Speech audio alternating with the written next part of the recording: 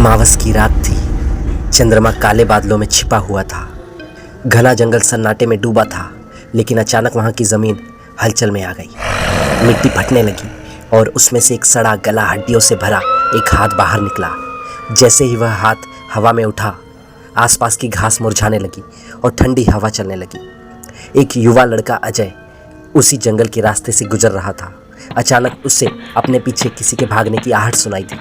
जब उसने पलटकर देखा तो उसकी रूह कांप गई। एक भूतनी बिखरे बाल, सफ़ेद फटी हुई साड़ी और चमकती हुई डरावनी आंखों के साथ उसकी ओर दौड़ रही थी।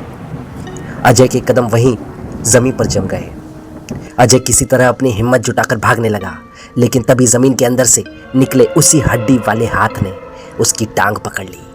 उसने खुद को छुड़ाने की बहुत कोशिश की, लेकिन उस हाथ की पकड़ बहुत ज्यादा मजबूत थी। अजय की चीखें घने जंगल में गूंजने लगी। जमीन से निकला हाथ अब पूरी तरह से बाहर आ चुका था और इसके साथ ही भूतनी अजय के ठीक ऊपर आ चुकी थी। उसने अपने लंबे नुकीले नाखूनों से अजय की गर्दन पकड़ ली और जोर से झटका दिया। अजय ने घबराकर आंखें बंद कर ली। अचानक अजय की आंखें उसके अपने ही कमरे में खुली। वह बिस्तर पर पड़ा हाफ रहा था। उसे लगा कि यह सब एक बुरा सपना था। उसने राहत की सांस ली और उठकर बाथरूम के आईने के सामने खड़ा हो गया। लेकिन जब उसने अपना प्रतिबिंब देखा तो उसके पीछे वही भूतनी खड़ी थी। उसकी चमकती आंखें और डरावनी मुस्कान अब और भी ज्यादा खौफनाक लग रही थी। अजय डर के मारे हिल भी नहीं पा रहा था। भूतनी धीरे धीरे उसकी ओर झुकने लगी। उसके हाथ अजय के कंधों तक पहुंच गए। जैसे ही अजय चीखने के लिए मुंह खोलने वाला था, अचानक सब कुछ अंधेरा हो गया। अंधेरे कमरे में एक खौफनाक हंसी गूंज उठी और फिर वहां सिर्फ एक गहरी अजीब सी शांति बची। अजय का कमरा वीरान था। आईना टूटा हुआ था, बिस्तर खाली पड़ा था और कमरे के कोने में एक परछाई धीरे धीरे गायब हो रही थी। क्या अजय मारा गया या वो कहीं और चला गया? ये रहस्य अभी भी बना हुआ है। आखिर अजय के साथ ये हुआ क्यों? अजय एक छोटे से गांव चंद्रपुर में रहता था। यह गांव घने जंगलों से घिरा हुआ था और यहाँ के लोग अंधविश्वास और काले जादू में बहुत ज्यादा विश्वास रखते थे। गांव में एक पुराना मंदिर था जिसके पास जाने की मनाही थी।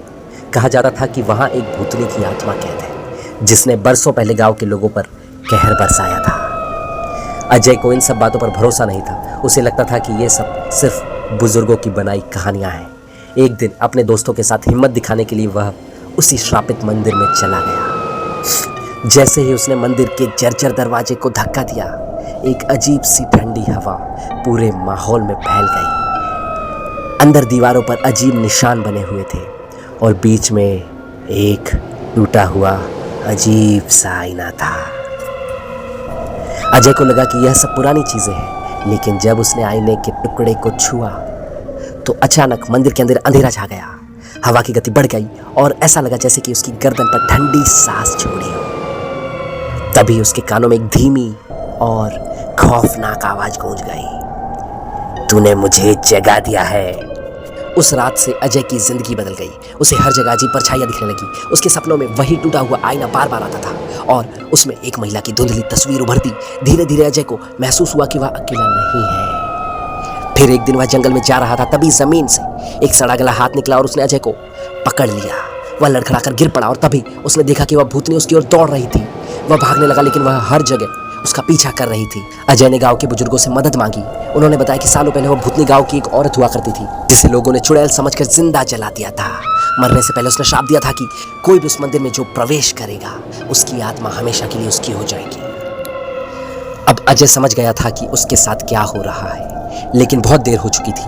उस रात अजय अपने कमरे में सोने गया था। उसे लगा कि वह अब सुरक्षित है, लेकिन जैसे ही उसने अपनी आंखें बंद की, किसी ने उसकी छाती पर अपना बोझ डाल दिया। वह घबराकर उठा और बाथरूम के आईने में देखा तो भूतनी ठीक उसके पीछे खड़ी थी। उसकी आंखों से अंधेरा निकल रहा था और उसके होठ एक भयानक लाल और तीखी मुस्कान में फैले हुए थे। इसके बाद अजय का क्या हुआ, ये कोई भी नहीं जानता। अगले दिन उसका कमरा खाली मिला, बिस्तर बिखरा हुआ था और आईना टूटा हुआ था। अब लोग कहते हैं कि जो भी उस श्रापित मंदिर में जाता है, उसे अजय की सिर्फ चीखें सुनाई देती है।